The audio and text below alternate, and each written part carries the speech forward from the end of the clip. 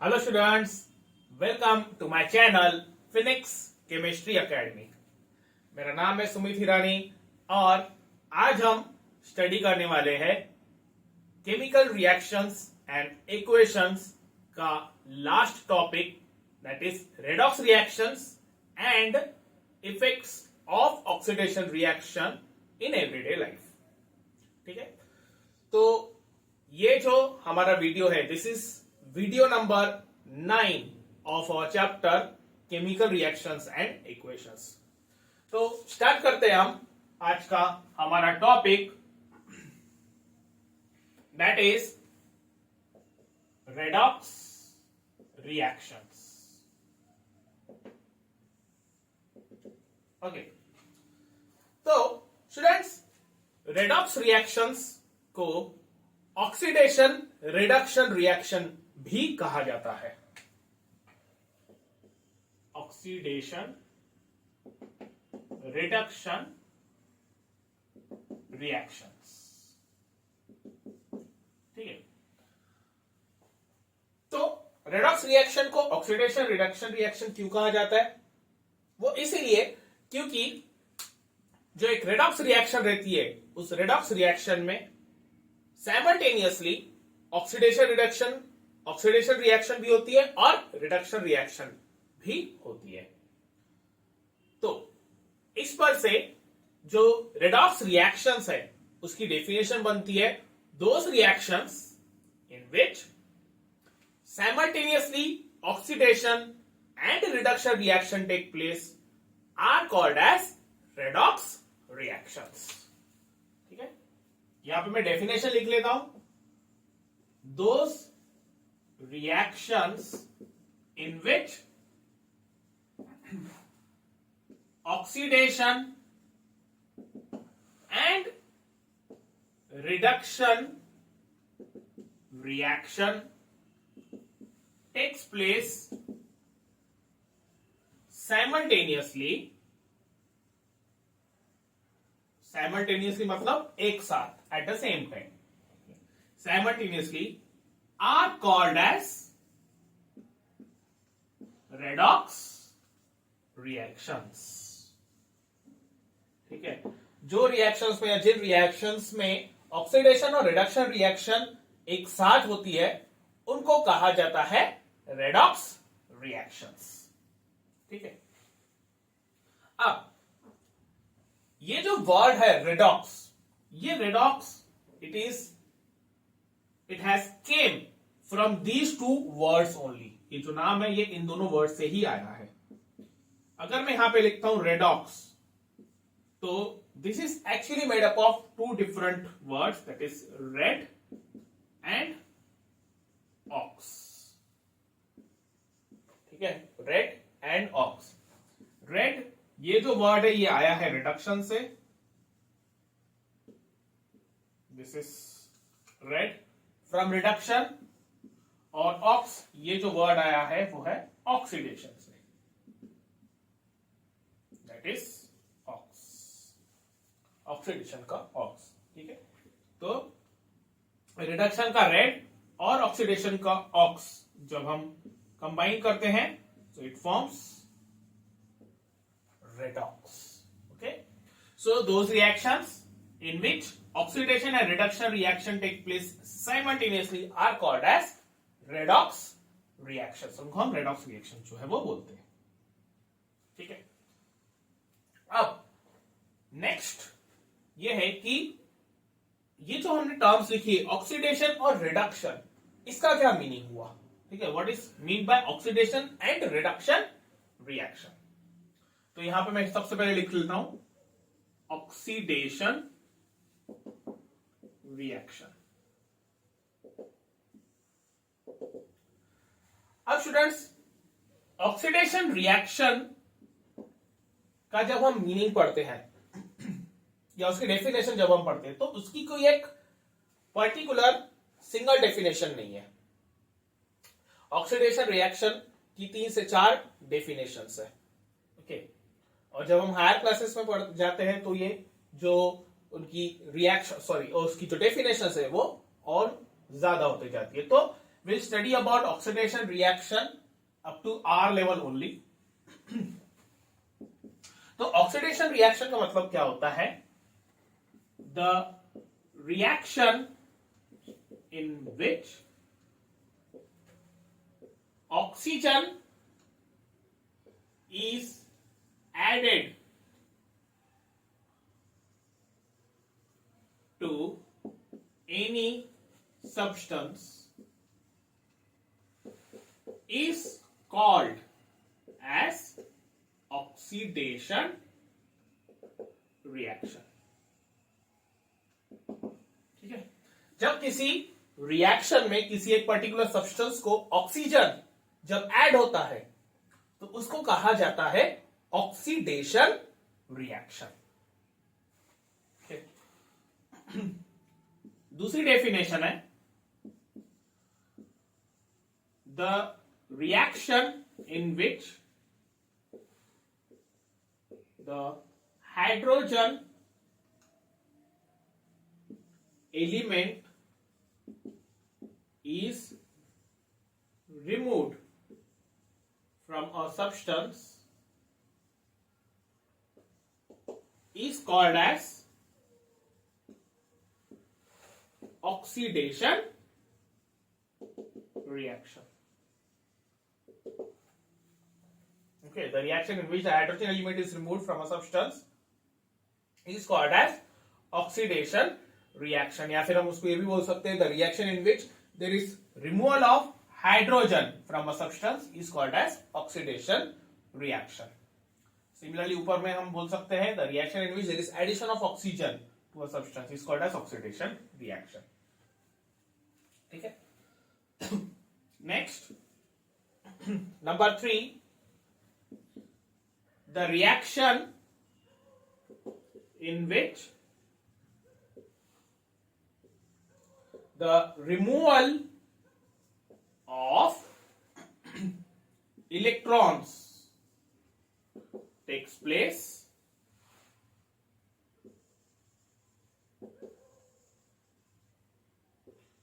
is called as oxidation reaction. जिस reaction में electrons जो है वो रिमूव होते हैं उनको कहा जाता है ऑक्सीडेशन रिएक्शन.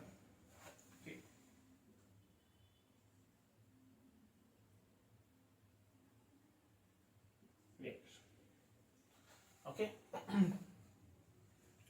तो ये थी डेफिनेशन ऑक्सीडेशन रिएक्शन की. ठीक है, आगे बढ़ते हैं.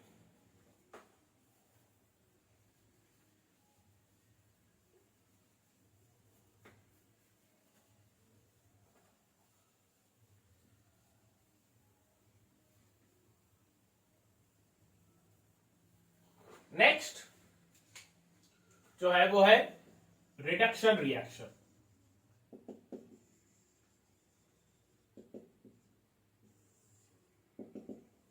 अब स्टूडेंट्स, रिडक्शन रिएक्शन जो है that is exactly opposite of oxidation reaction.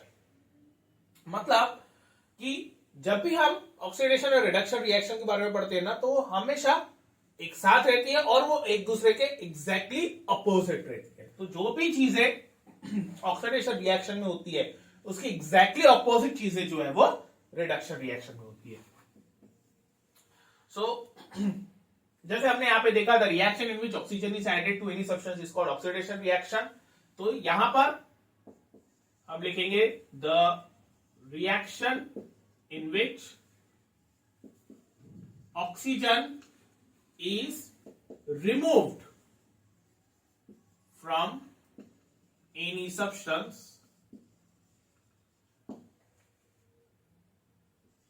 it is called as reduction reaction. ठीक है, कोई ऐसी रिएक्शन जिसमें ऑक्सीजन जो है वो रिमूव हो रहा है सब्सटेंस में से, that is called as a reduction reaction. या फिर आप ऐसे भी बोल सकते हो the reaction in which there is removal of oxygen atom is called as reduction reaction. Second, जैसे यहाँ पे हमने देखा reaction in which the hydrogen element is removed from a substance is called as oxidation reaction. तो यहाँ पे इसका exactly opposite रहेगा, the reaction in which the hydrogen is added to a substance is called as reduction reaction. The reaction in which the hydrogen is added to a substance is called as reduction reaction. ठीक है, और the reaction in which there is addition of hydrogen is called as reduction reaction. Third definition, यहां पे हमने देखा था oxidation reaction में the reaction in which the removal of electrons takes place is called as oxidation reaction. यहां पे उसका exactly opposite रहेगा, the reaction in which the addition of electrons takes place is called as reduction reaction. It's called as reduction reaction. ठीक है, तो ये थी definition oxidation और रिडक्शन रिएक्शन की। अब इस कॉन्सेप्ट को समझने के लिए हम एक एग्जांपल ले लेते हैं। ठीक है, तो एग्जांपल है zinc oxide reacts with carbon to give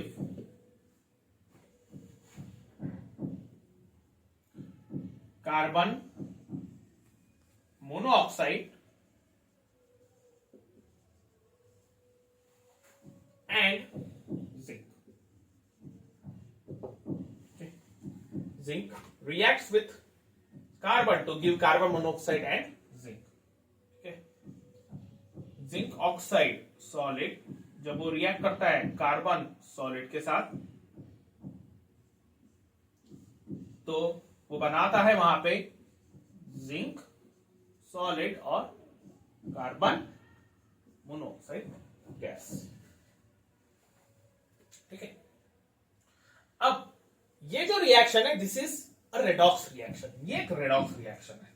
ठीक है, मतलब यहां पे साइमल्टेनियसली ऑक्सीडेशन भी हो रहा है और रिडक्शन भी हो रहा है, मतलब ऑक्सीडेशन रिएक्शन भी हो रही है और रिडक्शन रिएक्शन भी हो रही है। ठीक है, अब कैसे हम कैसे इसको ऑक्सीडेशन रिडक्शन रिएक्शन मतलब रेडॉक्स रिएक्शन बोल सकते हैं।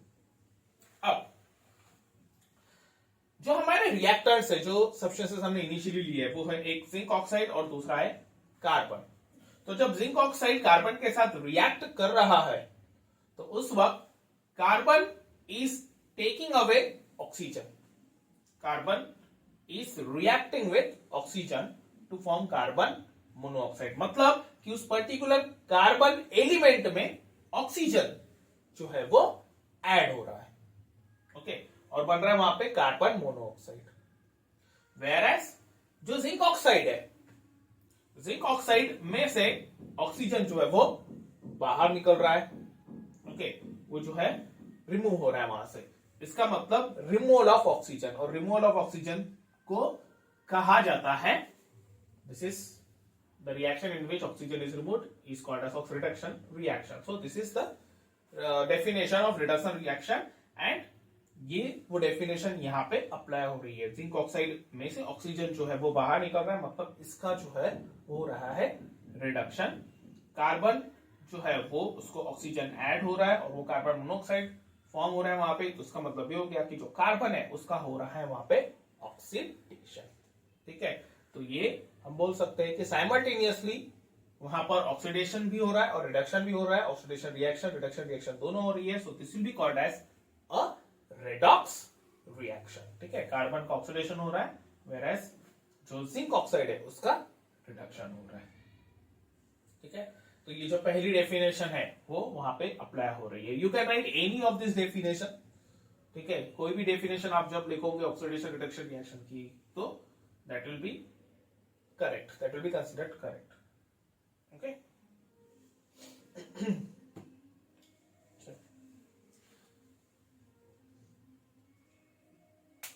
दूसरा एग्जांपल देख लेते हैं.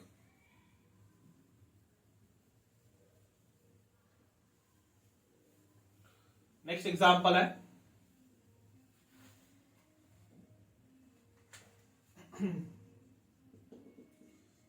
when copper oxide is heated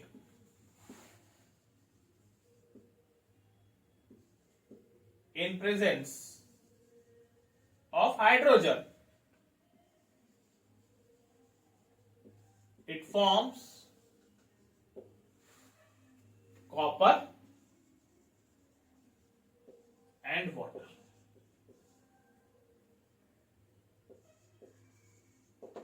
ठीक है, it forms copper and water. तो यहां पे मैं रिएक्शन लिख लेता हूं.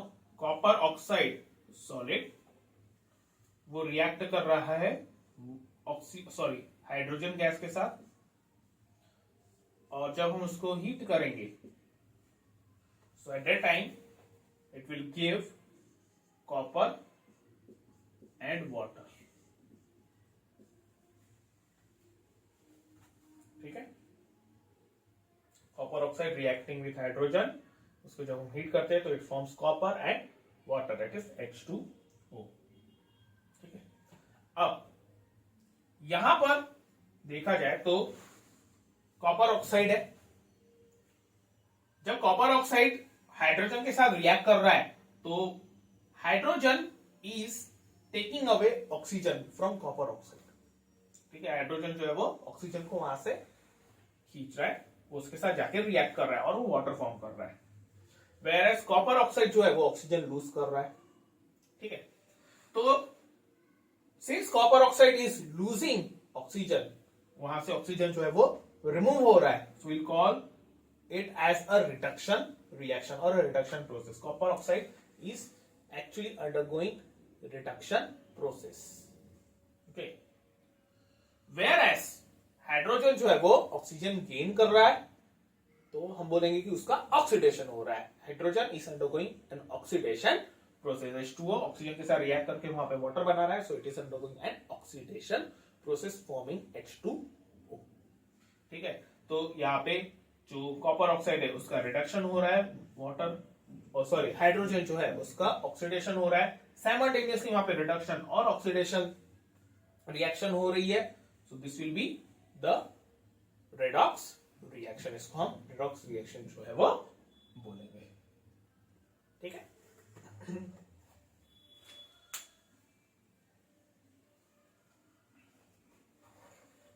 चलिए next.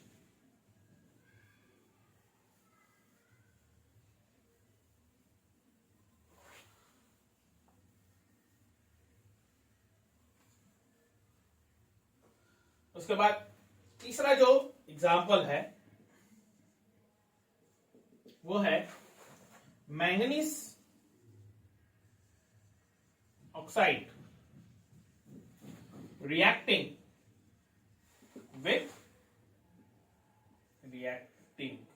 with hydrochloric acid to form manganese chloride, water and chlorine. Okay, manganese oxide means dioxide ही बोल सकते हैं, dioxide MnO2 reacts with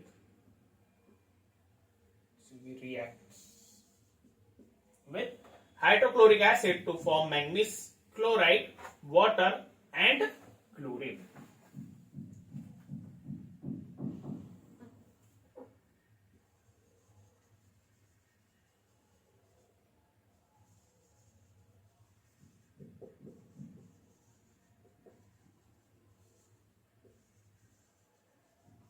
chlorine gas. अब यहां पे सबसे पहले तो हम रिएक्शन लिख लेते हैं MnO2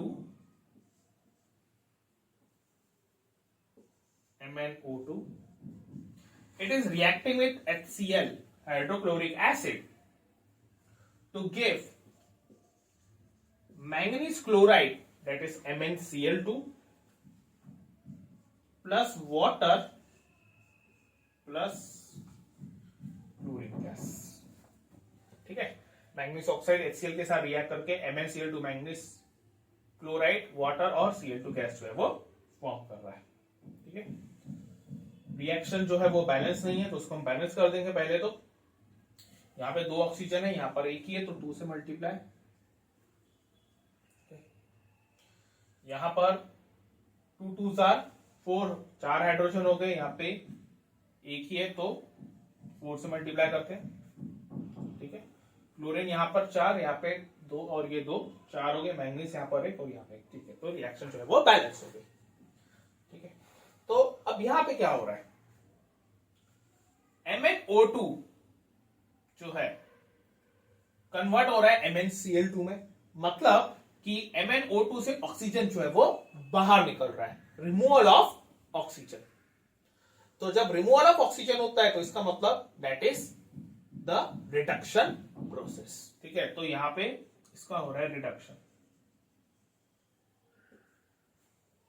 ठीक है, उसके बाद यहां पे HCl से बन रहा है वहां पे H2O। ठीक है, मतलब यहां पर ये जो क्लोरीन है बॉन्डेड है हाइड्रोजन के साथ, यहां से क्लोरीन बाहर निकल रहा है और उसकी जगह पे वहां पे ऑक्सीजन जो है वो ऐड हो रहा है और फॉर्म हो रहा है वहां पे H2O। सो हम बोल सकते हैं कि जो HCl है उसका हो रहा है वहां पे ऑक्सीडेशन। ठीक है, क्योंकि वहां पर ऑक्सीजन जो है वो ऐड हो रहा है, so will call it as the oxidation process. ठीक है, H2O फॉर्म हो रहा है, that is oxidation process. Clear? आ गया समझ में? चलो आगे बढ़ते हैं।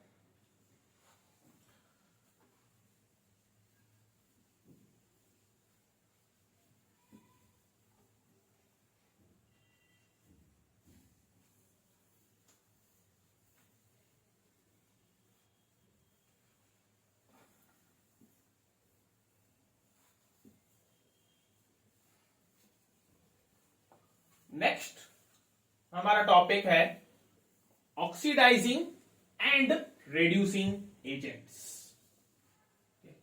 Next it is oxidizing and reducing agents.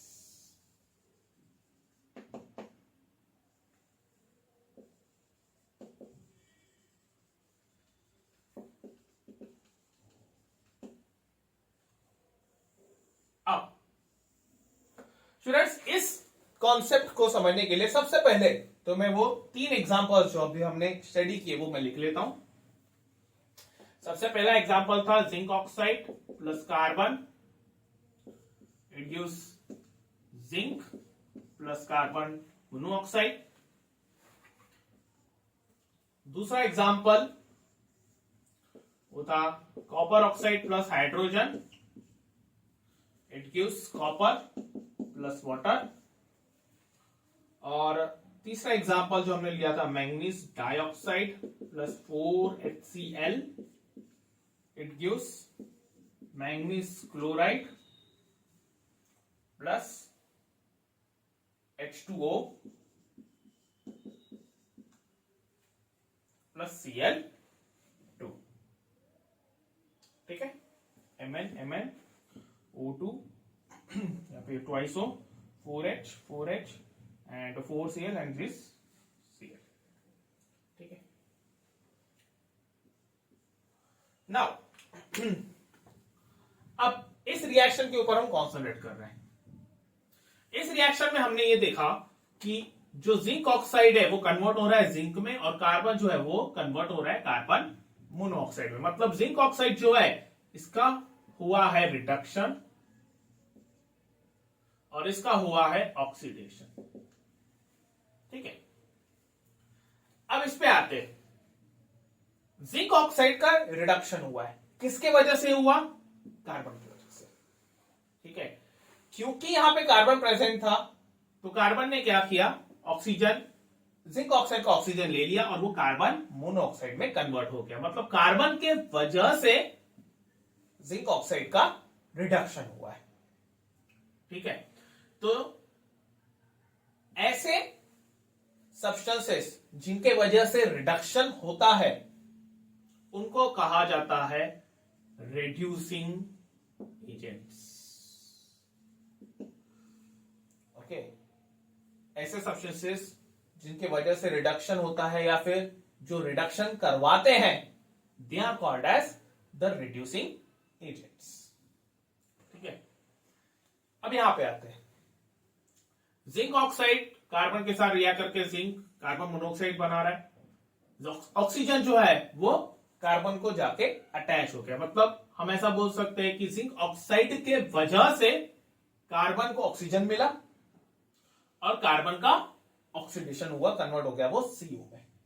ठीक है, so I will say that because of zinc oxide carbon is getting oxidised, that's why zinc oxide is an oxidising agent. ठीक है, जिंक ऑक्साइड के वजह से कार्बन को oxygen मिला है, क्योंकि जिंक ऑक्साइड के पास ऑक्सीजन था इसलिए कार्बन को ऑक्सीजन मिला है। तो मैं बोल सकता हूं जिंक ऑक्साइड की वजह से कार्बन का ऑक्सीडेशन हुआ है, तो zinc oxide will be called as oxidizing agent. ठीक है, अब यहां पे आते हैं,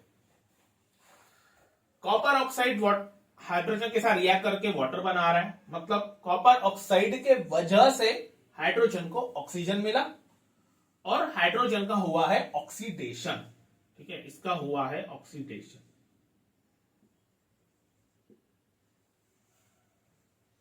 और जो कॉपर ऑक्साइड है इसका हुआ है, क्योंकि इसमें से ऑक्सीजन बाहर निकल रहा है तो इसका हुआ है रिडक्शन। ठीक है, अब हाइड्रोजन का ऑक्सीडेशन हुआ है बिकॉज ऑफ कॉपर ऑक्साइड, क्योंकि कॉपर ऑक्साइड के पास ऑक्सीजन था इसलिए उसने हाइड्रोजन को वो दे दिया। तो और वो ऑक्सीजन जब हाइड्रोजन के पास गया तो हम बोलते हैं कि हाइड्रोजन का वहां पे ऑक्सीडेशन हुआ है, addition of oxygen is called as oxidation. तो क्योंकि कॉपर ऑक्साइड के वजह से हाइड्रोजन का ऑक्सीडेशन हुआ है तो copper oxide will be called as oxidizing agent. ठीक है, इसने हाइड्रोजन को ऑक्सीडेशन करवा के दिया, that's why copper oxide will be called as oxidizing agent. यहां पे आते हैं, हाइड्रोजन के वजह से यहां पे ऑक्सीजन जो है वो बाहर निकला है, हाइड्रोजन ने वहां से ऑक्सीजन जो है वो ले लिया। तो हाइड्रोजन क्योंकि वहां पे प्रेजेंट था इसीलिए कॉपर ऑक्साइड का ऑक्सीजन जा चुका है बाहर, और कॉपर ऑक्साइड ने ऑक्सीजन लूज किया, and loss of oxygen is called as the reduction process. ठीक है, तो कॉपर ऑक्साइड का रिडक्शन हुआ। तो कॉपर ऑक्साइड का रिडक्शन हुआ किसके वजह से हुआ? हाइड्रोजन की वजह से हुआ, और क्योंकि हाइड्रोजन की वजह से रिडक्शन हो रहा है कॉपर ऑक्साइड का, that's why hydrogen will be called as reducing agent. ठीक है, सिमिलरली यहां पर, ठीक है, मैंगनीज ऑक्साइड ऑक्सीजन लूज कर रहा है तो इसका मतलब इसका हुआ है वहां पे रिडक्शन। हाइड्रोजन ऑक्सीजन गेन कर रहा है तो इसका हुआ है ऑक्सीडेशन। ठीक है, मैंगनीज ऑक्साइड ने ऑक्सीजन लूज किया किसके कारण? HCl के कारण। मतलब मैंगनीज ऑक्साइड जो है उसका रिडक्शन हुआ है किसके वजह से हुआ? HCl की वजह से हुआ, तो ये हो गया रिड्यूसिंग एजेंट।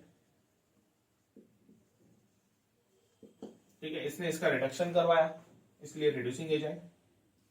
सिमिलरली जो मैंगनीज ऑक्साइड है, मैंगनीज ऑक्साइड के वजह से HCl का हो रहा है ऑक्सीडेशन, मतलब ये ऑक्सीजन जो है वो हाइड्रोजन का मिल रहा है और वहां पे ऑक्सीडेशन हो रहा है। तो क्योंकि मैंगनीज ऑक्साइड की वजह से HCl का ऑक्सीडेशन हो रहा है तो manganese oxide will be called as oxidizing agent. ठीक है, this will be oxidizing agent. आगे समझ में?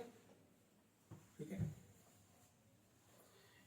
एक यहां पर शॉर्टकट है, एक ट्रिक है, ये पता लगाने की कि ऑक्सीडाइजिंग एजेंट और रेड्यूसिंग एजेंट जो है वो कैसे हमें पता चलेगा। तो आपको पता रहना चाहिए कि किसका ऑक्सीडेशन और किसका रिडक्शन हो रहा है।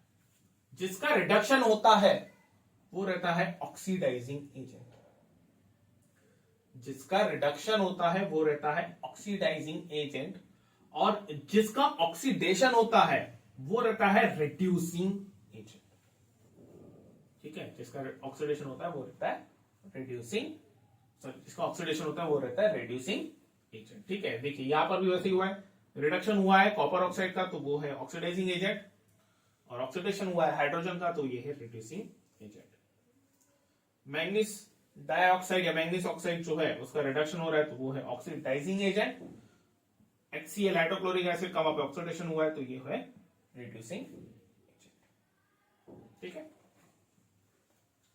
तो इसकी डेफिनेशन हम कैसे लिखेंगे, ऑक्सीडाइजिंग एजेंट। तो ऑक्सीडाइजिंग एजेंट जो है वो क्या करता है, दूसरे का ऑक्सीडेशन करवाता है। ठीक है, ये ऑक्सीडाइजिंग एजेंट है तो इसका ऑक्सीडेशन करवाया, ऑक्सीडेशन करवाया मतलब उसको ऑक्सीजन दिया। तो हम यहां पे लिख सकते हैं the substance which gives oxygen to other substances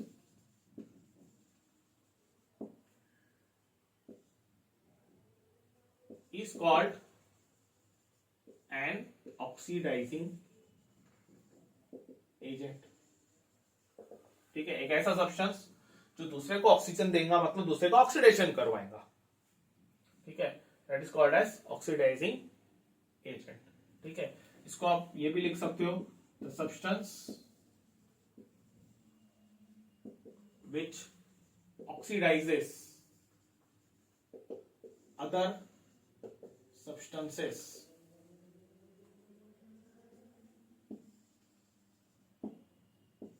is called an oxidizing agent। ठीक है, जो दूसरे को ऑक्सीडाइज करेगा उसको ऑक्सीडाइजिंग एजेंट कहा जाएगा। ठीक है, एक और डेफिनेशन लिख सकते हैं in terms of hydrogen. Hydrogen के टर्म्स में ऑक्सीडेशन की डेफिनेशन क्या रहती है, जब कोई सब्सटेंस हाइड्रोजन गेन करता है तो वहां पे हम बोल सकते हैं कि उसका जब सब्सटेंस से वहां पे हाइड्रोजन रिमूव होता है तो उसका ऑक्सीडेशन जो है वो होता है। ठीक है, addition of oxygen is called as oxidation and removal of hydrogen is also called as oxidation. ठीक है, तो दूसरे कंपाउंड में से अगर सपोज हाइड्रोजन रिमूव हो गया, ठीक है, तो हम बोलेंगे ऑक्सीडेशन हुआ है। तो दूसरे सब्सटेंस अगर सपोज हाइड्रोजन वहां से रिमूव, हाइड्रोजन अगर वहां पे लूज कर रहे हैं, अगर एक पर्टिकुलर सब्सटेंस दूसरे सब्सटेंस में से हाइड्रोजन को रिमूव करवा रहा है तो उस पहले वाले सब्सटेंस को कहा जाएगा ऑक्सीडाइजिंग एजेंट। यहां पे मैं लिखता हूं the substance which removes hydrogen from other substances is called as oxidizing agent। ठीक है, दूसरे सब्सटेंस में से हाइड्रोजन को रिमूव करना मतलब दूसरे सब्सटेंस का ऑक्सीडेशन हुआ है, और जो सब्सटेंस दूसरे सब्सटेंस का ऑक्सीडेशन करवाता है वो ऑक्सीडाइजिंग एजेंट जो है वो कहा जाता है। ठीक है, similarly the substance which removes electrons from other substances is called as oxidizing agent। ठीक है, एक पर्टिकुलर सब्सटेंस जो है वो दूसरे सब्सटेंस में से इलेक्ट्रॉन्स को रिमूव करवा रहा है, इलेक्ट्रॉन्स वहां से बाहर निकलवा रहा है, बाहर निकलवाना मतलब दूसरे सब्सटेंस का हो रहा है ऑक्सीडेशन। तो उस सब्सटेंस को हम बोलेंगे ऑक्सीडाइजिंग एजेंट। जो सब्सटेंस दूसरे सब्सटेंस के इलेक्ट्रॉन्स को रिमूव कर रहा है, उस सब्सटेंस को, उस पर्टिकुलर सब्सटेंस को हम बोलेंगे ऑक्सीडाइजिंग एजेंट। ठीक है, तो ये है कुछ डेफिनेशंस ऑक्सीडाइजिंग एजेंट की। नाउ सिमिलरली हम रिड्यूसिंग एजेंट के बारे में भी बता सकते हैं। Okay, reducing agent will be opposite of these definition, यानी उनकी जो डेफिनेशंस रहेंगी वो इसके एग्जैक्टली अपोजिट रहेंगी।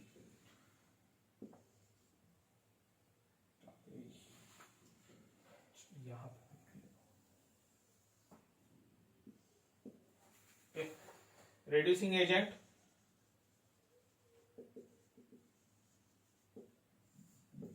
so the substance which reduces other substances is called as reducing agent। ठीक है, जो दूसरे को रिड्यूस करेगा उसको रिड्यूसिंग एजेंट कहा जाएगा। ठीक है, दूसरी डेफिनेशन, दूसरे का जो है रिडक्शन करवाना, दूसरे का रिडक्शन करवाने का मतलब क्या होता है? दूसरे को हाइड्रोजन देना। ठीक है, जैसे वहां पे ऑक्सीजन को दिया तो ऑक्सीडेशन, वैसे हाइड्रोजन को दिया तो वहां पे होता है reduction. The substance which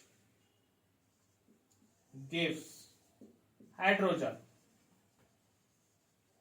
to other substances is called as reducing agent। ठीक है, इसको रिड्यूसिंग एजेंट जो है वो कहा जाएगा। ठीक है, थर्ड, दूसरे सब्सटेंस में से ऑक्सीजन को रिमूव करना, removal of oxygen is called as reduction. तो दूसरे सब्सटेंस का हमने अगर ऑक्सीजन रिमूव कर दिया तो दूसरे सब्सटेंस का वहां पे रिडक्शन हुआ, तो और जिसने रिमूव किया उसको कहा जाएगा रिड्यूसिंग एजेंट। ठीक है, तो the substance that removes oxygen from other substances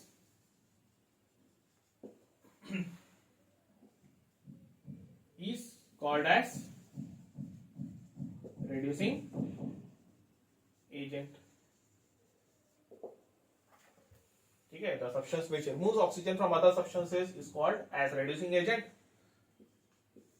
fourth, electrons के टर्म्स में हम बता सकते हैं।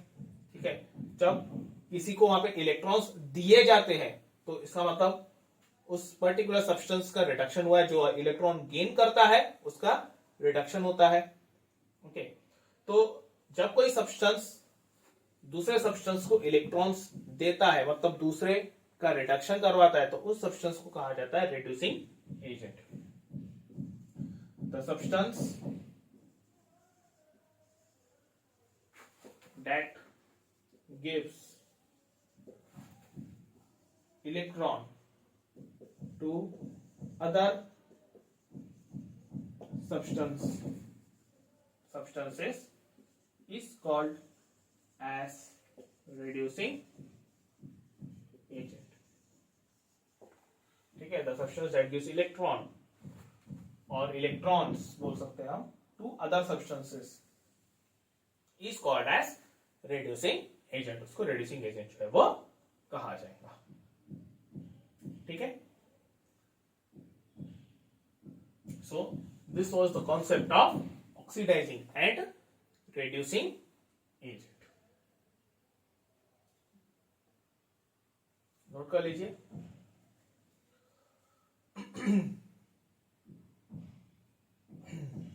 चलिए आगे बढ़ते हैं।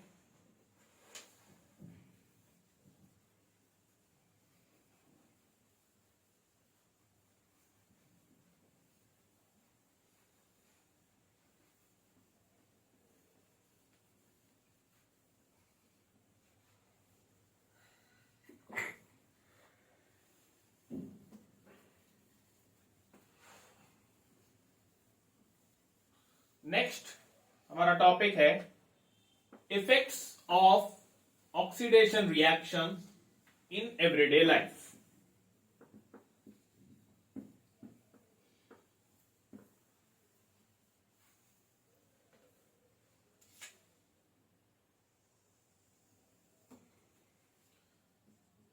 Effects of oxidation reactions in everyday life।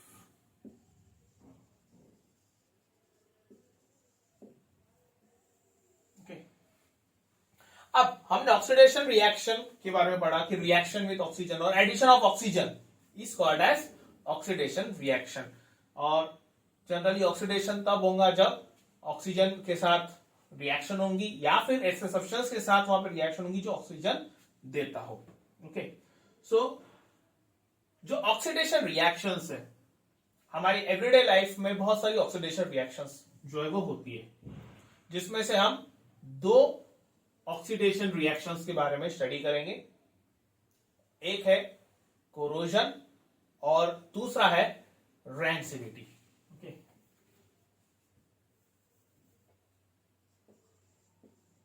The oxidation reactions which we generally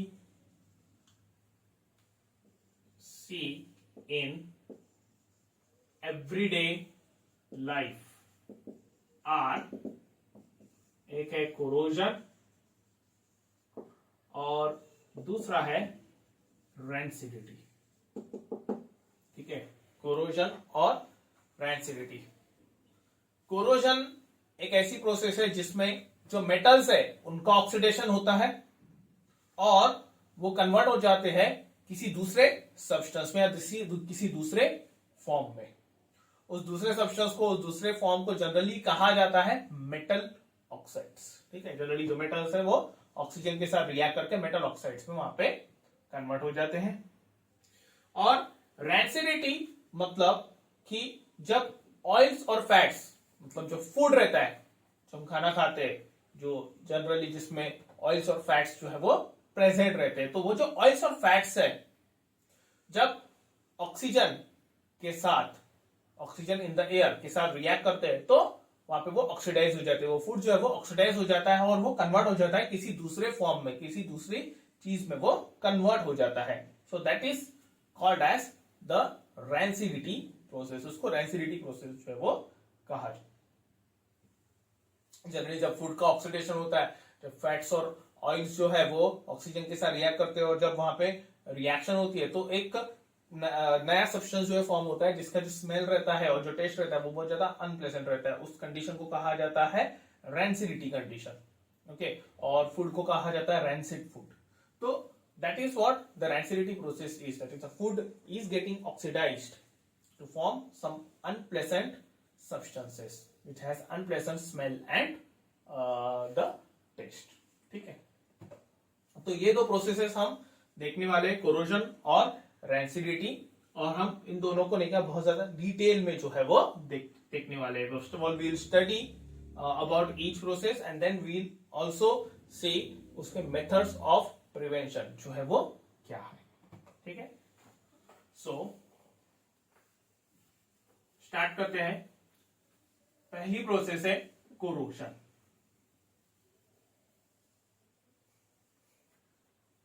corrosion,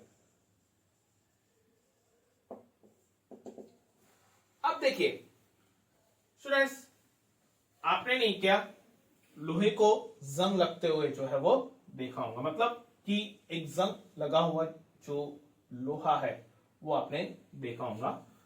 जैसे सपोज एक ऐसा कोई आयन मटेरियल है, ठीक है, तो हमने बहुत बार देखा है कि जब वो आयन जो है बहुत दिनों तक ऐसे रखा हुआ रहता है या फिर बहुत पुराना हो जाता है तो उसके ऊपर ऐसे स्केल्स, ऐसे लेयर्स फॉर्म हो जाती है रेडिश ब्राउन कलर की। ठीक है, ठीक है, रेडिश ब्राउन कलर, ठीक है, layer. I am just talking about ion only, ठीक है। उस रेडिश ब्राउन, वो जो रेडिश ब्राउन कलर है वो एक्चुअली नहीं, क्या क्या है, एक न्यू सब्सटेंस है। It is a new substance formed, ठीक है। वो एक नया सब्सटेंस जो है वो फॉर्म हुआ है। और वो नया सब्सटेंस जो है वो फॉर्म क्यों हुआ? Because that metal, that is that ion, reacted with atmospheric oxygen and water, ठीक है। और I can say that ion came in contact with atmospheric oxygen and water, ठीक है। वो रिएक्ट ऑक्सीजन के साथ करेगा इन प्रेजेंस ऑफ वाटर, ऐसा होता है इन प्रेजेंस ऑफ वाटर, ठीक है। So iron reacts with oxygen, atmospheric oxygen in presence of water, या फिर ऐसा बोल सकते हैं कि iron came in contact with atmospheric oxygen and water, that's why like a reddish brown colour substance was formed, and that reddish brown colour substance is called as rust. उसको rust कहा जाता है, जंग, जिसको हम हिंदी में जंग बोलते हैं, तो दैट इज एक्चुअली रस्ट, ठीक है। तो ये जो प्रोसेस है, ये कंप्लीट प्रोसेस, ठीक है, जिसमें जो मेटल है वो रिएक्ट करता है सब्सटेंसेस के साथ, एटमॉस्फेरिक ऑक्सीजन, मॉइस्चर के साथ, और एक नया सब्सटेंस वहां पे फॉर्म होता है, ठीक है। इस प्रोसेस को कहा जाता है कोरोजन, ठीक है। इस process is called as corrosion, ठीक है।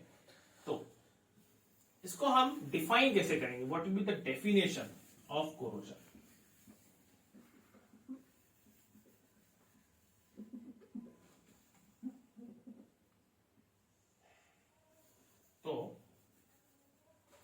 Corrosion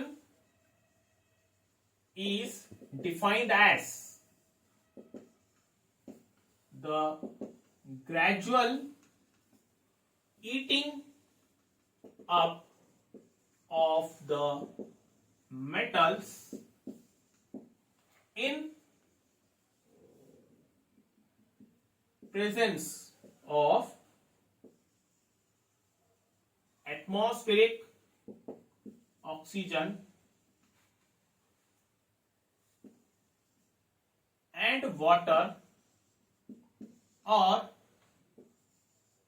due to the attack of chemicals like acid, okay. Corrosion is defined as a gradual eating up of the metals in presence of atmospheric oxygen and water, or due to the attack of chemicals like acids, ठीक है। This is called as the corrosion process, ठीक है। और इसका most common example जो है वो है रस्टिंग ऑफ आयन, ठीक है। व्हेन आयन गेट्स रस्टेड, ठीक है, तो उसको कोरोजन ही कहा जाता है, वो एक प्रकार से उसका एग्जाम्पल ही है, ठीक है। आयन को जब जंग लगता है, so that is called as the rusting of iron, that is actually the corrosion process, ठीक है। अब ये जो प्रोसेस है रस्टिंग ऑफ आयन, हम इसको डिटेल में देखते हैं, ठीक है। सो व्हाट हैपेंस, जैसे मैंने बताया कि सपोज एक आयन है, पीस ऑफ आयन है, and it is expose to atmosphere, ठीक है।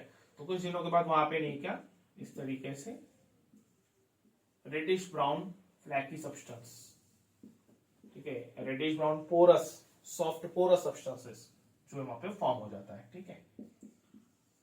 Red brown flaky, that is soft and porous substance, ये फॉर्म हो जाता है, ठीक है। तो ये कैसे फॉर्म होता है? ओके, ये कैसे फॉर्म होता है, एक्चुअली में वहां पे क्या हो रहा है, कौन सी प्रोसेस हो रही है? तो जैसे कि हमने पढ़ा कि corrosion, that is the rusting of ion, is nothing but the oxidation of the metals, ठीक है। वो एक प्रकार से ऑक्सीडेशन प्रोसेस ही है, वो मेटल्स की oxidation process. So what happens here, Fe solid, that is iron, it reacts with atmospheric oxygen in presence of water, ठीक है, जो मॉइस्चर रहता है एयर में, जो वाटर प्रेजेंट रहता है, उसके प्रेजेंस में आयन जो है वो ऑक्सीजन के साथ रिएक्ट करता है and it forms hydrated ion oxide Fe2O3 dot XH2O. This is called as hydrated iron 3 oxide. ठीक है, hydrated iron 3 oxide. Okay. Now यहां पर जो वाटर है, वाटर के जो मॉलिक्यूल्स है, दैट इज नॉट फिक्स्ड, ठीक है, क्योंकि एटमॉस्फेयर है, एटमॉस्फेयर में तो कितने भी वाटर के मॉलिक्यूल्स वहां पे प्रेजेंट रहते हैं। तो जैसे मैंने बताया, वो सिर्फ उसके प्रेजेंस में, वाटर के प्रेजेंस में ये रिएक्शन हो रही है Fe और O2, ठीक है। जनरली क्या होता है, कोई भी रिएक्शन होने के लिए नहीं, क्या वहां पे आयंस का फॉर्म होना बहुत जरूरी है, और आयंस के फॉर्म होने के लिए वहां पे जो मीडियम है वो मीडियम का रहना बहुत जरूरी है। और यहाँ पर ये जो H2 है ना, वो ऐसा मीडियम वहां पे एक्ट कर रहा है, उसके मीडियम मतलब जिसके प्रेजेंस में वो चीज होती हो, ठीक है, एक ऐसी चीज जो वहां पे आयंस के फॉर्मेशन को हेल्प करे। यहाँ पर ये जो है ये आयंस के फॉर्मेशन, मतलब Fe और O2 जब वो रिएक्ट करते हैं तो वहां पे कुछ आयोनिक इक्वेशन, आयोनिक आयंस का फॉर्मेशन होता है, वहां पे चार्ज पार्टिकल्स फॉर्म होते हैं, तो उसके लिए ये वाटर जो है वो हेल्प करता है, ठीक है। अगर वहां पे वाटर नहीं रहेगा, मॉइस्चर नहीं रहेगा, तो कभी भी आयन को जंग नहीं लग सकता है, ठीक है, क्योंकि वाटर नहीं है, मॉइस्चर नहीं है, तो फिर वो रिएक्शन नहीं हो सकता डायरेक्टली। वहां पे Fe जो है वो O2 के साथ रिएक्ट कभी नहीं कर सकता है, ठीक है, इट रिक्वायर्स वाटर। तो यहां पर ये जो वाटर है, वाटर के जो मॉलिक्यूल्स है, ये रहते हैं, ये कोई फिक्स नहीं रहते, मतलब it could be anything, 1 2 3 4 5 6, it can be any number. That's why यहां पर जनरली ये क्या x लिखा जाता है, x water molecules, that is not fixed, ठीक है। एक मॉलिक्यूल रहा तो भी रिएक्शन हो सकती है, दो मॉलिक्यूल रहेंगे वाटर के तो भी रिएक्शन हो सकती है, तीन रहे तो भी रिएक्शन हो सकती है, एनी नंबर ऑफ मॉलिक्यूल्स वहां पे रह सकते हैं, तो उस हिसाब से वहां पे वो रिएक्शन होनी चाहिए, ठीक है। सो XH2O मॉलिक्यूल्स रहेंगे। ओके, नाउ आगे बढ़ते हैं। So this is hydrated ion 3 oxide. अब इसको हम बैलेंस करते हैं। यहां पर जो है ये XH2O था, ये मैंने XH2O यहाँ पे लिख लिया, यहाँ पे 3 ऑक्सीजन है, यहाँ पे 2 है, ठीक है। H2O तो पूरा बैलेंस हो गया है, बस अभी हमें Fe2O3 को बैलेंस करना है, ठीक है, मतलब आयन और ऑक्सीजन जो है Fe2O3 में उसको बैलेंस करना है। तो यहाँ पे ये 3 ऑक्सीजन है, यहाँ पे 2 है, तो मैं इसको 3 से मल्टीप्लाई करता हूं, तो हो जाएगा 3 2 6, और यहाँ पे मैं मल्टीप्लाई करता हूं उसको 2 से, तो हो जाएगा 2 3 6, ठीक है। अब Fe को देखो, यहां पर ये 2 2 ये हो गया 4, यहाँ पे Fe एक ही है, तो इसको मैं मल्टीप्लाई करता हूं 4 से,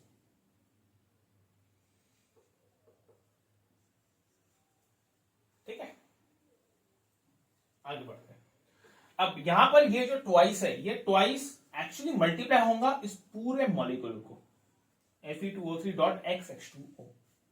तो अगर ये 2 इसको भी मल्टीप्लाई हो रहा है 2 इंटू XH2O, तो ये हो जाएगा 2XH2O, ये हो जाएगा ट्वाइस XH2O, और यहां पर जो है वो सिर्फ XH2 है, तो इसको बैलेंस करने के लिए मैं यहां पर मल्टीप्लाई करता हूं 2 से, ठीक है। ये हो गया ट्वाइस XH2O, ठीक है। सो मैं फिर से लिख लेता हूं थोड़ा सिस्टमैटिक वैसे, this is thrice O2 gas plus twice XH2O liquid, ठीक है। So this is the complete process of rusting of ion.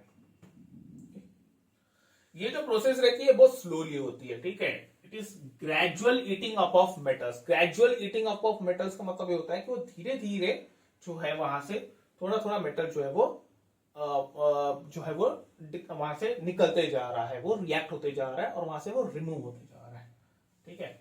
And it is in presence of atmospheric oxygen and water और due to the attack of chemicals like acid. जब acid उसके contact में आता है ना किसी मेटल सरफेस के, तो भी वहां पे वही रिएक्शन होती है, मतलब कि वो जो मेटल है, मेटल के जो एटम्स है वो पूरे वहां से निकलते जाते हैं, वो रिएक्ट होते जाते हैं, और उसका जो अमाउंट है, उसका जो नंबर है वो कम होते जाता है, ठीक है। That is called as the gradual eating up of the metals.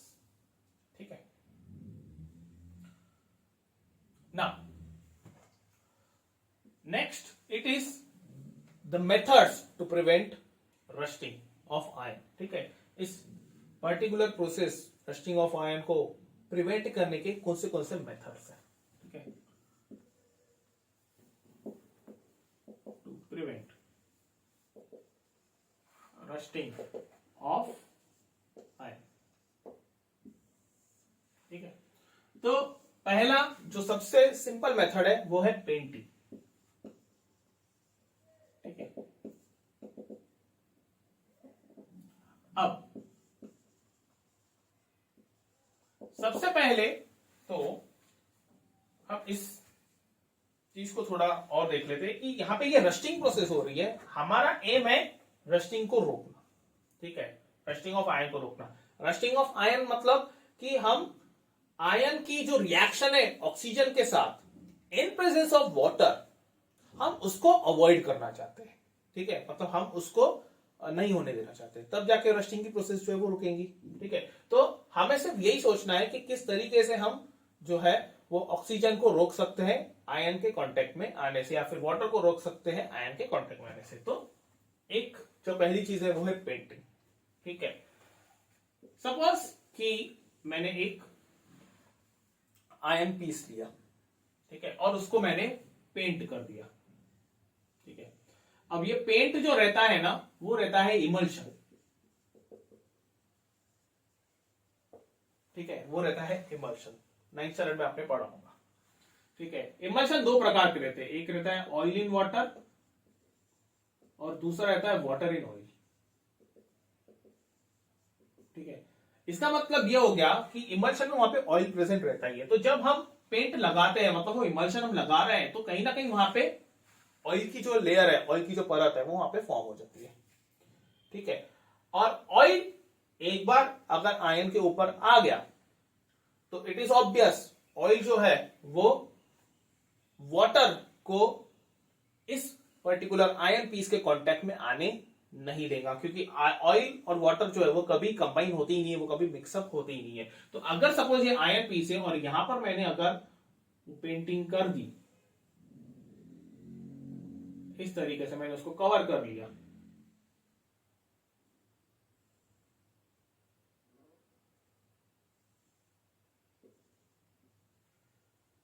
ठीक है, तो ये जो एटमॉस्फेयर में, सपोज ये एटमॉस्फेयर है, यहाँ पे जो ऑक्सीजन रहेगा और यहाँ पे जो वाटर रहेगा वो आएगा तो सही कांटेक्ट में, लेकिन वो कांटेक्ट में आएगा इस पर्टिकुलर लेयर के, जो कि एक पेंट की लेयर मतलब एक इमल्शन की लेयर, और जहां पे ऑयल जो है वो प्रेजेंट है।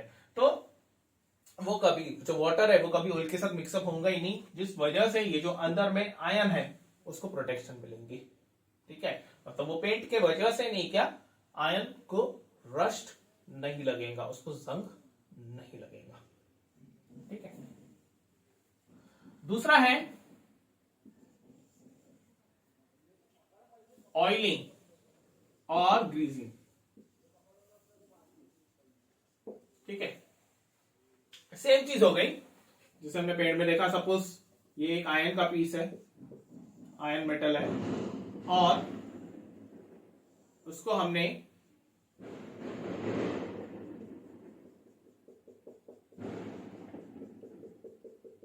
जो है वो ऑयल की या फिर ग्रीस की लेयर जो है वो अप्लाई करती।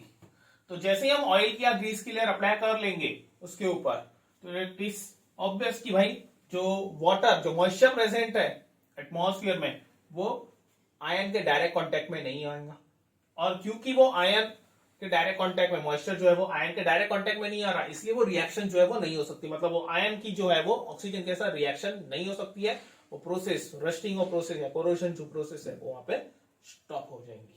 ठीक है, it prevents the rusting of iron. ठीक है, सिमिलरली फॉर ग्रीस, ग्रीस जो है वो भी उसके अंदर में भी वहां पे ऑयल जो है वो प्रेजेंट रहता है, तो वो ग्रीस की वजह से क्या होता है कि जो एटमॉस्फेरिक मॉइस्चर है वो कांटेक्ट में नहीं आता है आयन मेटल के, जिस वजह से जो ऑक्सीडेशन प्रोसेस है वो स्टॉप हो जाती है, वो नहीं होती है। ठीक है, and it gets protected, the iron metal gets protected from the rusting.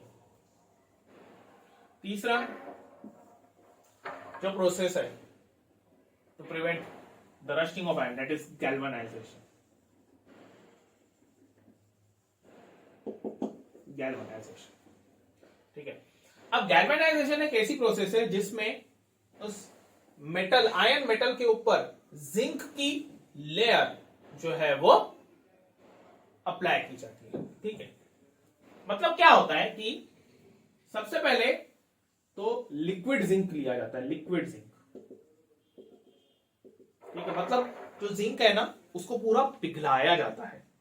ठीक है, उसको हीट करके पूरा उसको पिघलाया जाता है, और फिर जो आयन है, जो आयन मेटल है, उस पर्टिकुलर आयन मेटल या उस आयन शीट को डिप किया जाता है इस पिघले हुए जिंक में, मतलब मोल्टन जिंक में। उसको पूरा डिप किया जाता है। डिप करने के बाद उसको बाहर निकाला जाता है। ठीक है, और जब उसको हम डिप करेंगे उसके अंदर में, तो उस पर्टिकुलर आयन मेटल के ऊपर जिंक की लेयर आ जाती है, जिंक की वहां पे कोटिंग आ जाती है। ठीक है, और फिर उसको वहां से बाहर निकाला जाता है। ठीक है, सपोज ये आयन मेटल है, इसके ऊपर जिंक की कोटिंग आ जाती है। ठीक है, और इसके बाद इसको कुछ देर के लिए रखा जाता है फॉर कूलिंग पर्पस। ठीक है, उसको ठंडा होने के लिए रखा जाता है। जब वो ठंडा हो जाता है तो वो जो पिघला हुआ जिंक है वो पूरा सॉलिडिफाई, वो जो लिक्विड जिंक है वो पूरा सॉलिडिफाई हो जाता है, और उस जिंक की यहां पर लेयर फॉर्म हो जाती है। ठीक है, जिंक की वहां पे लेयर जो है वो फॉर्म हो जाती है। ठीक है, अब क्योंकि वहां पे जिंक की लेयर फॉर्म हो चुकी है, इसीलिए ये जो आयन है वो उसको जो एटमॉस्फेरिक ऑक्सीजन है या फिर जो मॉइस्चर है वो मिल नहीं रहा। मतलब कि आयन जो है it is not coming in direct contact with atmospheric oxygen and the moisture, जिस वजह से आयन का ऑक्सीडेशन नहीं हो सकता, मतलब आयन की रस्टिंग नहीं हो सकती। ठीक है, इंस्टेड ये जो जिंक है, जिंक जो है वो एटमॉस्फेरिक ऑक्सीजन और मॉइस्चर के कांटेक्ट में आ रहा है, तो जिंक को वहां पे जंग लगता है, लेकिन ऑक्सीजन, सॉरी, जो आयन है, आयन मेटल है, उसको वहां पे उसको उसका जो ऑक्सीडेशन है वो नहीं होता है, उसकी रस्टिंग नहीं होती है। ठीक है, अब यहां पे सवाल यह आता है कि जिंक जो है वो मेटल है, आयन भी मेटल है। ठीक है, जिंक ही क्यों वहां पे रिएक्ट कर रहा है ऑक्सीजन के साथ, आयन भी तो कर सकता था वहां पर। ठीक है, अगर सपोज कि यहां पे थोड़ी सी भी अगर गैप आ गई तो ये भी हो सकता है कि जो आयन है वो रिएक्ट करे ऑक्सीजन के साथ। ठीक है, या फिर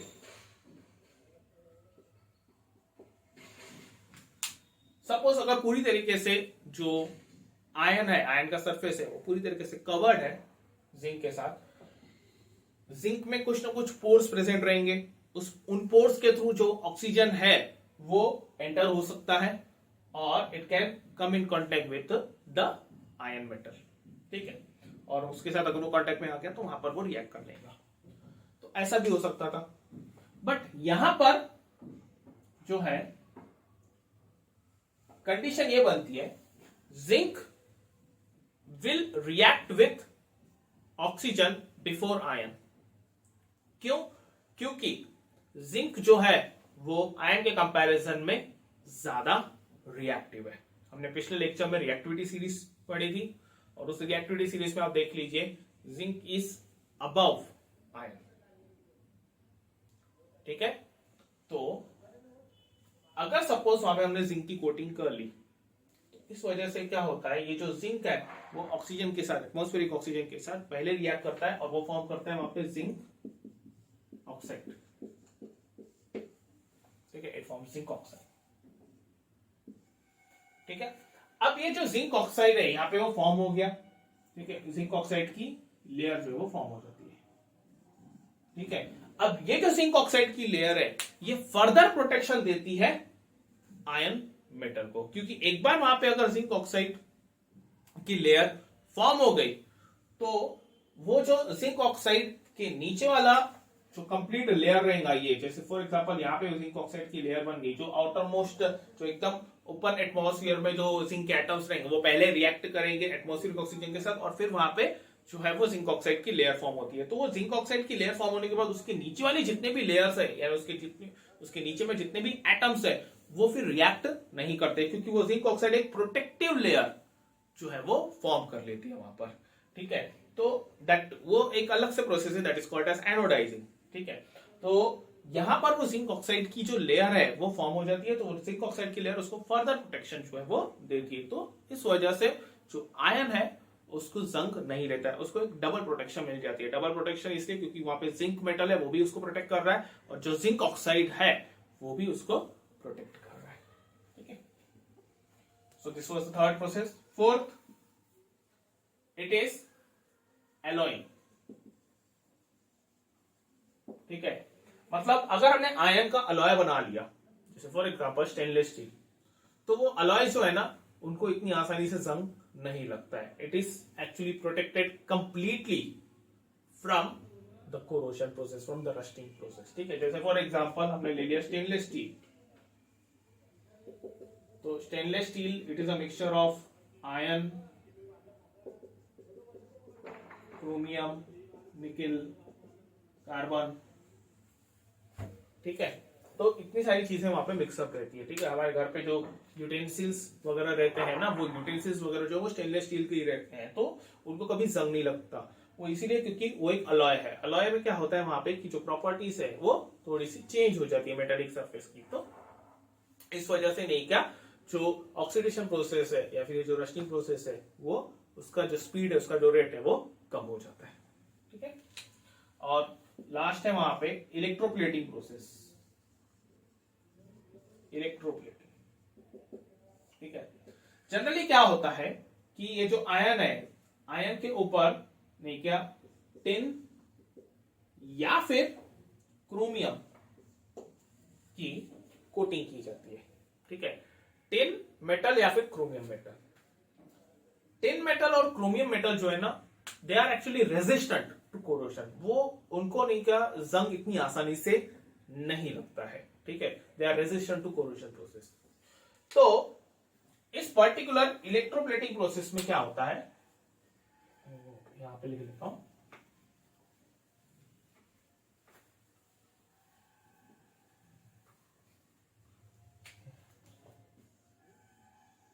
एक सॉल्ट सॉल्यूशन लिया जाता है और उसमें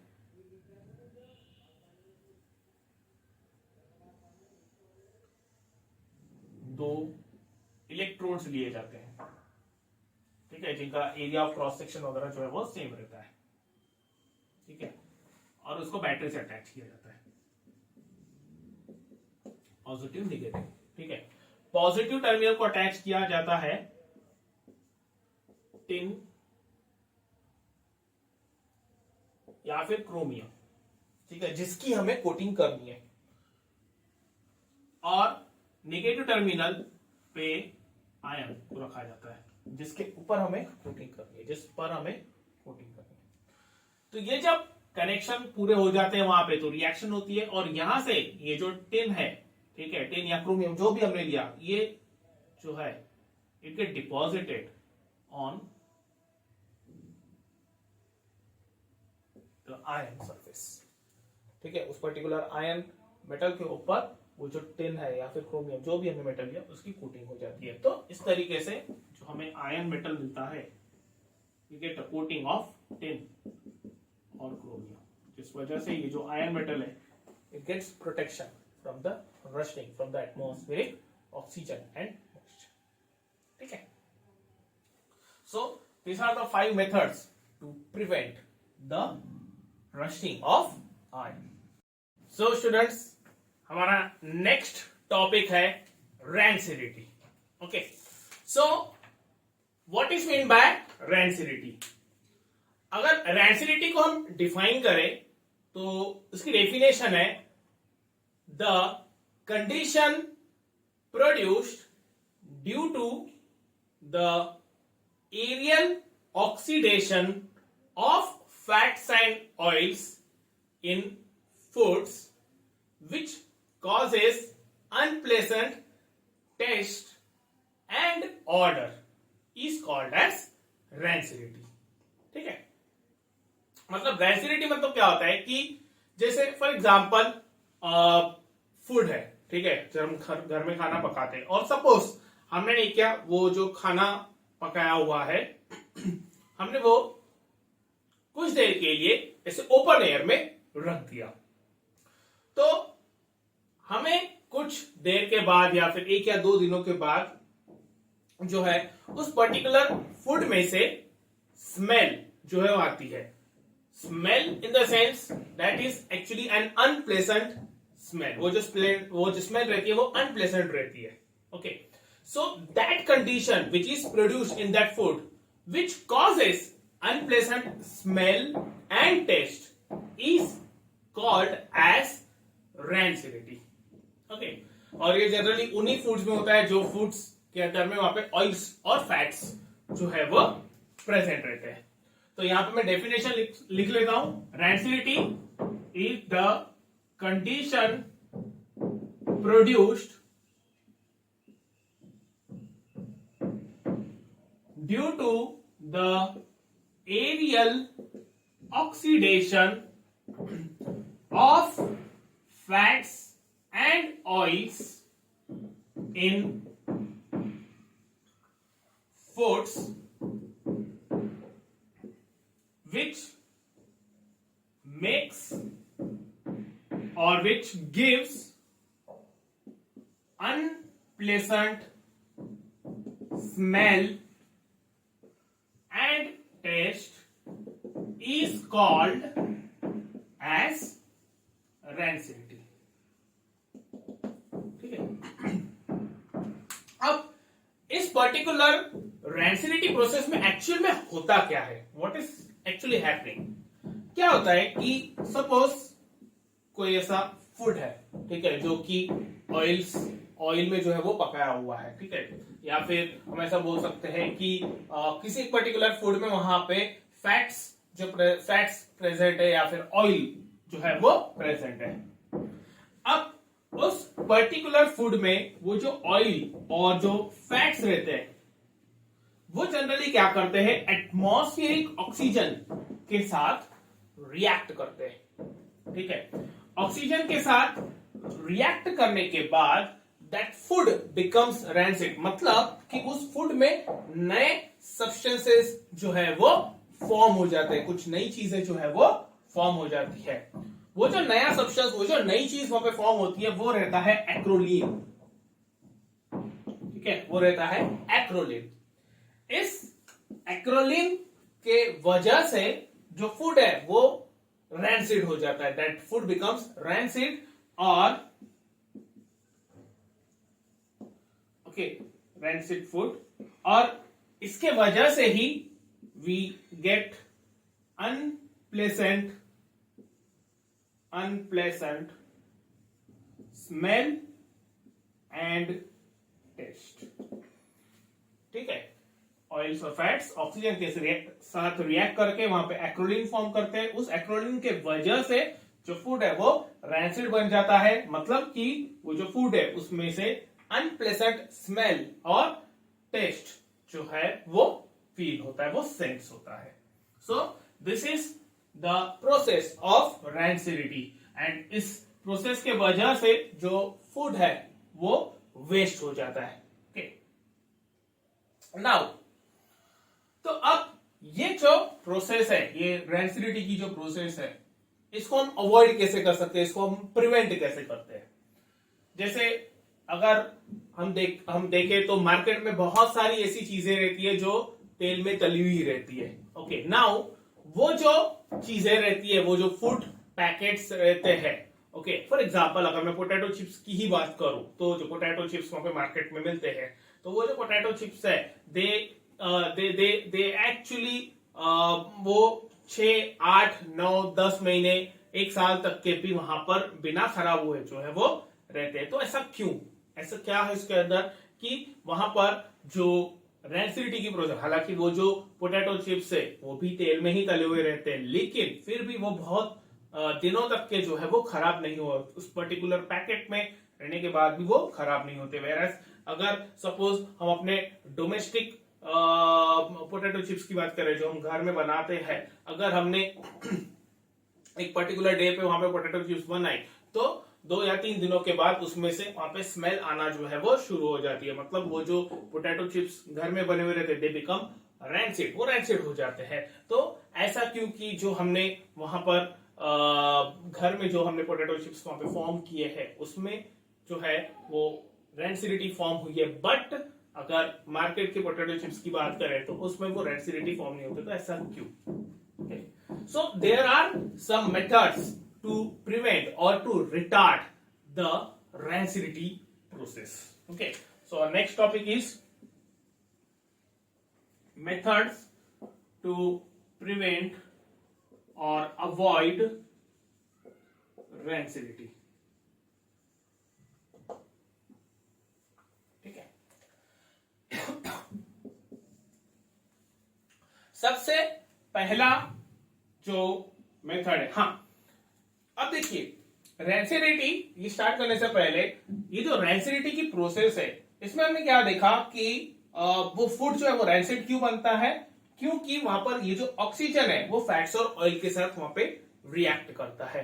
तो इसका मतलब ये हो गया कि अगर हमने किसी भी तरीके से जो ऑयल्स और फैट्स है उसको हमने अवॉइड किया ऑक्सीजन के साथ कांटेक्ट में आने से, मतलब अगर हम प्रिवेंट कर रहे हैं oxygen getting reacted with oils and fats, तो हम इस पर्टिकुलर रैंसिडिटी प्रोसेस को जो है वो अवॉइड कर सकते हैं। तो ये जो मेथड्स टू प्रिवेंट और अवॉइड रैंसिडिटी है ना, इसमें मेनली हम यही फोकस करेंगे कि जो ऑक्सीजन है उसको फैट्स एंड ऑयल के साथ किस तरीके से रिएक्ट होने से अवॉइड किया जा सकता है, किस तरीके से हम उस ऑक्सीजन को अवॉइड कर सकते हैं फैट्स एंड ऑयल के साथ रिएक्ट करने के लिए। तो पहला जो मेथड है, rancidity can be prevented by adding antioxidants in the food containing fats and oils. Okay, rancidity can be prevented by adding antioxidants in the food containing fats and oils. ठीक है। अब ये एंटीऑक्सीडेंट्स मतलब क्या? देखिए antioxidants, anti means उल्टा, opposite, और oxidants it is related to oxidation. इसका मतलब यह हो गया कि ऐसे केमिकल्स जो ऑक्सीडेशन को प्रिवेंट कर सकते हैं, okay, those are called as antioxidants. Okay, ऐसे सब्सटेंसेस जो ऑक्सीडेशन को प्रिवेंट करते हैं, ऑक्सीडेशन को अपोज करते हैं, या फिर ऑक्सीडेशन को वी कैन से दैट उसको रिटार्ड करते हैं, that is called as antioxidants. उनको एंटीऑक्सीडेंट्स जो है वो कहा जाता है। और इसका एग्जांपल है ब्यूटाइलेटेड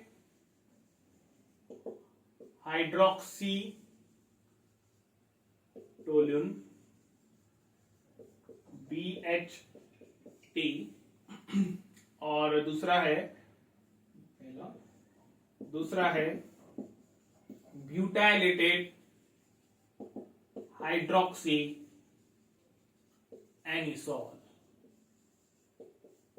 BHA। ठीक है, ये एग्जांपल्स है एंटीऑक्सीडेंट्स के, means the substances which prevents और अवॉइड्स द ऑक्सीडेशन प्रोसेस। मतलब ये जो सब्सटेंसेस है ये ऑक्सीडेशन होने ही नहीं देते हैं, that's why like they are called as antioxidants, and because these are added in the foods containing fats and oils, so oxidation process is prevented. ठीक है। Next,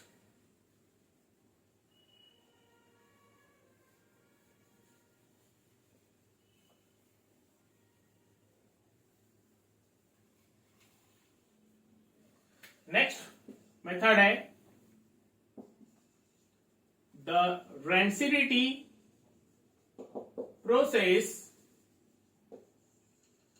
can be prevented by adding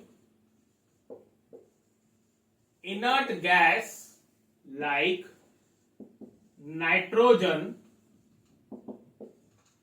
in the foods containing fats and oils. Okay, rancidity process can be prevented by adding inert gas like nitrogen in the foods containing fats and oils. Okay, inert gas मतलब ऐसी gas जो generally react नहीं करती है, normal temperature पे जो है वो रिएक्ट नहीं करती, उसका एग्जांपल है नाइट्रोजन. ओके, नाइट्रोजन गैस जो है it is generally N inert gas. जैसे हमारे एटमॉस्फेयर में 78% जो है वो नाइट्रोजन गैस है, और जनरली नाइट्रोजन गैस जो है वो रिएक्ट नहीं करती है अंडर नॉर्मल कंडीशंस, तो वो रिएक्ट नहीं करती है, नेक्स्ट उसको इनर्ट गैस जो है वो कंसिडर किया जाता है. ठीक है, तो it can be prevented by adding inert gas in the foods containing fats and oils. ठीक है, एग्जाम्पल ले लेते हैं. Example, it is potato chips which are obtained in the market are filled with nitrogen gas. Okay, they are filled with nitrogen gas. ठीक है, जो potato chips के packets market में मिलते हैं, हम देखते हैं वहां पे बहुत ज्यादा उसके अंदर में जो है वो हवा, एयर जो है वो वहां पे भरी हुई रहती है, तो that is actually the nitrogen gas. उसके अंदर में जो है वो नाइट्रोजन गैस जो है वो फिल की जाती है. नाइट्रोजन गैस क्यों? क्योंकि वो जो पोटैटो चिप्स है, वो पोटैटो चिप्स नाइट्रोजन गैस के साथ रिएक्ट नहीं करते. मतलब जब पोटैटो चिप्स जो है उस पर्टिकुलर पैकेट के अंदर में ऐड किए जाते हैं, उसमें से पूरी एयर जो है वो बाहर निकल जाती है, और उसके जगह पे सिर्फ और सिर्फ नाइट्रोजन गैस जो है वो फिल की जाती है. और वो जो नाइट्रोजन गैस है वो उस पोटैटो चिप्स के साथ वहां पे जो ऑयल्स और फैट्स प्रेजेंट है उनके साथ वो रिएक्ट नहीं करती, जिस वजह से पोटैटो चिप्स 6, 8, 9 महीने तक के जो है वो खराब नहीं होते हैं. So if you are putting or if you are keeping the food containing fats and oils in an inert atmosphere, like for example in presence of nitrogen gas, so the rancidity process can be prevented. ठीक है, ये है second method to prevent rancidity.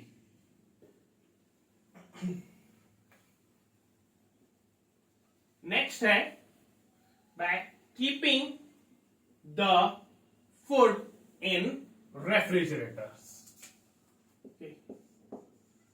Rancidity can be retarded by keeping the food in refrigerators. ठीक है, इसके पहले जो 2 methods मैंने बताया उसमें मैंने लिखा था prevented. Rancidity can be prevented by keeping the food in the inert atmosphere like the nitrogen gas, और it can be prevented by adding the antioxidants. यहां पे मैंने लिखा है rancidity can be retarded by keeping the food in refrigerators. मतलब हम rancidity process को थोड़ा सा कम कर सकते हैं, उसकी उस पर्टिकुलर प्रोसेस की जो स्पीड है उसको हम कम कर सकते हैं by keeping the food in the refrigerators. अब ये कैसे होगा? देखिए स्टूडेंट्स, जो रेफ्रिजरेटर रहता है, रेफ्रिजरेटर में जो टेम्परेचर रहता है वो बहुत ज्यादा कम रहता है. इट इज लाइक अगर हम लोअर कंपार्टमेंट की बात कर रहे हैं तो उस केस में वहां पे टेम्परेचर 5 डिग्री, 4 डिग्री, 6 डिग्री इस तरीके से रहता है. और अगर हम फ्रीजर की बात करें तो उसमें जो टेम्परेचर है वो जनरली 0 से कम ही रहता है, माइनस में रहता है वहां पर, या फिर 0 रहता है. तो जो रेफ्रिजरेटर्स है, जब हम रेफ्रिजरेटर्स में फूड रखते हैं, रेफ्रिजरेटर का टेम्परेचर जो है वो कम रहता है, लेस रहता है. और क्योंकि टेम्परेचर कम है इसलिए वहां पे जो उस पर्टिकुलर टेम्परेचर में जो रेट ऑफ रिएक्शन है, जो स्पीड ऑफ रिएक्शन है वो कम हो जाती है. मतलब कि उस पर्टिकुलर रेफ्रिजरेटर में ऑक्सीजन तो प्रेजेंट है, लेकिन वो ऑक्सीजन जो है उसको ऑयल्स और फैट्स के साथ रिएक्ट करने के लिए जो एक प्रॉपर टेम्परेचर चाहिए, एक फेवरेबल टेम्परेचर जो चाहिए वो फेवरेबल टेम्परेचर उसको नहीं मिलता है रेफ्रिजरेटर में, क्योंकि टेम्परेचर कम है। टेम्परेचर कम होने की वजह से जो रिएक्शन स्पीड है, जो रेट ऑफ रिएक्शन है, वो कम हो जाती है। ऑक्सीजन प्रॉपरली ऑयल्स और फैट्स के साथ रिएक्ट नहीं कर पाता है। दैट्स व्हाई रैंसिडिटी की जो प्रोसेस है वहां पे रिटार्ड हो जाती है, मतलब कि उसकी जो प्रोसेस है वो थोड़ी सी स्लो हो जाती है। And we can keep the food in the refrigerator for longer time without being rancid. Okay. So we can prevent the rancidity by keeping the food in the refrigerators, as it decreases the rate of reaction as the temperature is low, and hence oxygen is not able to react with the oils and fats easily. Okay, यह है तीसरी method to prevent rancidity.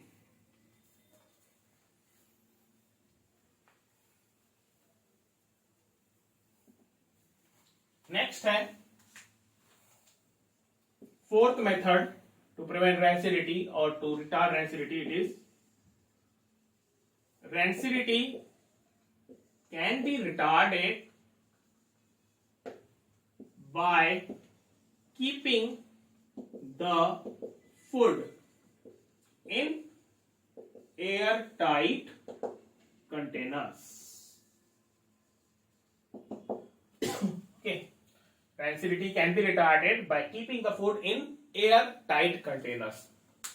जो containers रहते हैं जिसमें हम food जो है वो रखते हैं, ऑयल्स और फैट्स कंटेनिंग फूड, तो उस केस में क्या होता है, जब वो कंटेनर बहुत ज्यादा टाइट रहता है, उसका जो कैप है जब वो बहुत ज्यादा टाइट रहता है, तो उस कैप के थ्रू नहीं, क्या बहुत ही कम अमाउंट में ऑक्सीजन गैस जो है वो एंटर होती है, मतलब कि जो एयर है वो अंदर एंटर नहीं हो पाती है। और अगर सपोज अंदर में एयर एंटर नहीं हो पाई, अगर ऑक्सीजन गैस वहां पे एंटर नहीं हो पाई, तो उस केस में क्या होता है, जो रेट ऑफ रिएक्शन है, जो स्पीड ऑफ रिएक्शन है, या फिर हम बोल सकते हैं कि वो जो ऑयल्स और फैट्स है वो उस ऑक्सीजन के साथ रिएक्ट नहीं कर पाते हैं। ऑयल्स और फैट्स जो है वो फिर रैंसिड होने से बच जाते हैं। So if you are keeping the food in the airtight containers, it can retard the rancidity process. Also it can retard the oxidation of oils and fats.